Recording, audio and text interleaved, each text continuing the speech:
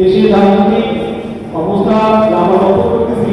গণ অধিকার পরিষদ রংপুর মহানগর শাখার উদ্যোগে আজকের আমাদের এই ইফতার দোয়া মাহফিল দলমত নির্বিশেষে সম্প্রীতির বর্ধন গড়াই আমাদের মূল লক্ষ্য ছিল। 5 আগস্ট পরবর্তী নতুন বাংলাদেশ বিনির্মাণে গণ অধিকার পরিষদ সহ যুগপৎ আন্দোলনে আমরা যারা ছিলাম, বিএনপি, রাষ্ট্র সংস্কার থেকে শুরু করে ইসলামী আন্দোলন বাংলাদেশ, আজকে মোটামুটি সব দলেরই নেতাকর্মী এখানে উপস্থিত ছিলেন।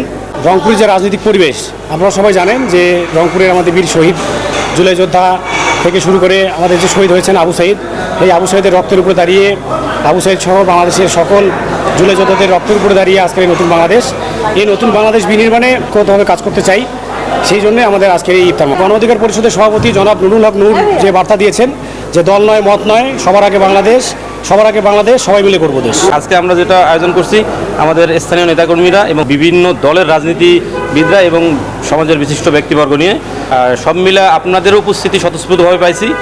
সব মিলে আমাদের আয়োজনটা আমরা মনে করতেছি সাফল্যমণ্ডিত হয়েছে। মাহে রমজানের আমরা প্রেমের মাস, আপনারা জানেন যে রহমতের মাস, তো এই মাসে আমরা সংযম রহমত লাভ করব।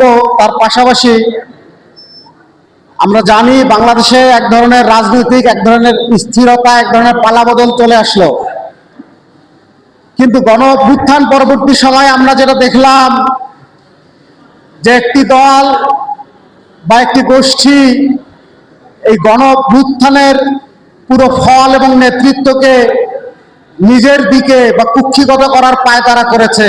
বাংলাদেশের মানুষ স্বচক্ষে দেখেছে এই দলটির রাজনৈতিক অবদান। আমাদের দলের সম্মানিত সভাপতি জনাব নুরুল হক নূর, তাকে নিয়ে গর্ব করি। তার যে রাজনৈতিক চরিত্র, সেটাকে নিয়ে আমরা গর্ব করি এবং ভবিষ্যতে একজন বাংলাদেশের প্রতিনিধি হিসেবে, দক্ষ প্রতিনিধি হিসেবে, রাষ্ট্রপ্রধান হিসেবে আমরা তার উপর ভরসা রেখেই এই দলীয় কার্যক্রম অব্যাহত রেখেছি।